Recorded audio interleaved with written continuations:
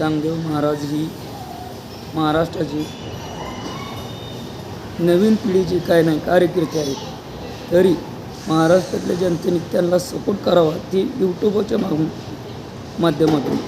तरी तुम्ही कसं आहे, आता त्यांची बी काही नाही परिस्थिती नाही की एवढी काही नाही जी ते आता स्टेशनला पडले त्यांना घेऊन जायची, कारण तिथे काही नाही पैसा लागतो आहे. सगळीकडे न्यायचं म्हणलं तर कसं येऊ नये, त्यांचं बी आहे. त्यांनी काय असे काही मोठे हे नाही कार्यकर्ते की बाबा त्यांनी काय नाही मग आपल्याकडे पैसा आहे चला काय नाही, कष्ट करून त्यांनी काय नाही कार्य हे करतात काय नाही.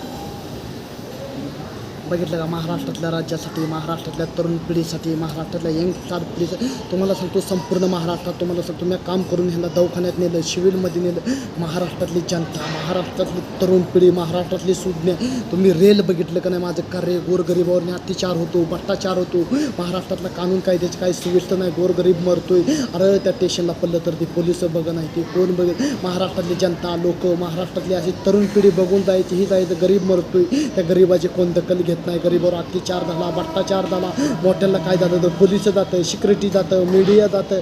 पण ह्या गोरगरिबांसाठी 18 पक्कत जातींसाठी, नातांचा नात, अपंगासाठी चांगदेव जाधव तिथं उभा राहिलं, गरिबांची मदत केली, त्यांच्या सुखदुःखात सामील झालं. त्यांच्यावर कुठं त्यांना हे लागलेलं ते लागलेलं, त्यांचा एक्सरा काढला, हे काढला, दवाखान्यात इतकी मदत केली, सलाईन लावल्या. डॉक्टर तिथं ऐकायला तयार नाही, ते हे करायला तयार नाही, इकडे जावा तिकडे जावा. महाराष्ट्रातल्या जनताने, महाराष्ट्रातल्या तरुणांनी, महाराष्ट्रातल्या यंगस्टार पिढीनं, महाराष्ट्रातली जनता शोध, महाराष्ट्रातली जनतानं तुमचा सपोर्ट आणि तुमचं प्रेम, तुमची शक्ती ह्या माणसाला आज कमीत कमी 1-2 महिना झाला दवाखान्यात कोण नेत नव्हते. पण चांगदेव जाधव तिथं स्टेशनला बघितलं, मला यूट्यूबच्या माध्यमातून एक जणांनी सांगितलं, तिथं मी आलो का नाही सांगा तुम्ही, महाराष्ट्रातल्या जनतेला सांगा. तुम्ही किती दिवस पडलेला तिथं? मी तिथे 1 महिना होतो काय नाही. कुठल्या लोकांनी तुम्हाला बघितलं का? कोणी सुद्धा नाही बघितलं. तिथं मला माहिती झाल्यावर मी काय काय केलं, तुम्हाला दवाखान्यात आणलं. हां बोला. स्वतःच्या खर्चाने काय नाही दवाखान्यात आणलं, दवाखान्यात नेलं. दवाखान्यात काही नाही नेऊन तिथं ॲडमिट करायचे होते, पण ॲडमिट काही करून घेतलं नाही त्यांनी, कारण उद्या रविवार बी आहे आणि आज शनिवार, त्यामुळं काही त्यांनी काही ॲडमिट करून घेतलं नाही. नुसतं काही नाही ड्रेसिंग केली आणि आहे असं घरी पाठवलं.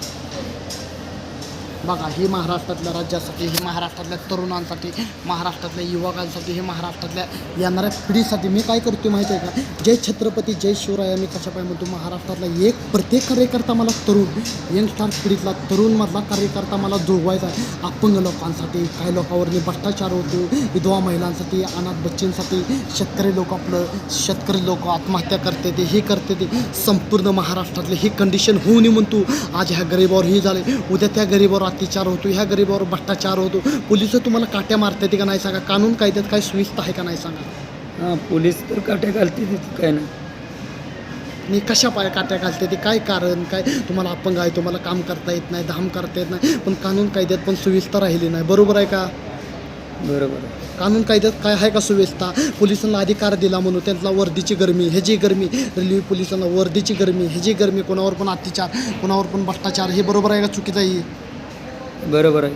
मग महाराष्ट्रातली जनता, महाराष्ट्रातली सुज्ञ जनता, संपूर्ण महाराष्ट्रातल्या तरुण, तुम्हाला सांगतो त्या संतोष देशमुखाचा इतका बेकार मॅटर झाला, अजून 3 महिने ते केसीचा निकाल चालला आहे, अजून त्या गरिबाला न्याय भेटत नाही. बरोबर का? तुम्ही अपंग माणूस आहात, तुम्हाला एवढं माणूस कोण मदत करतो, तिथं चांगदेव जाधव उभा झालं का नाही? महाराष्ट्रातल्या जनतेला सांगा. उभा राहिली काय नाही त्यांनी. जय हिंद, जय शिवराय.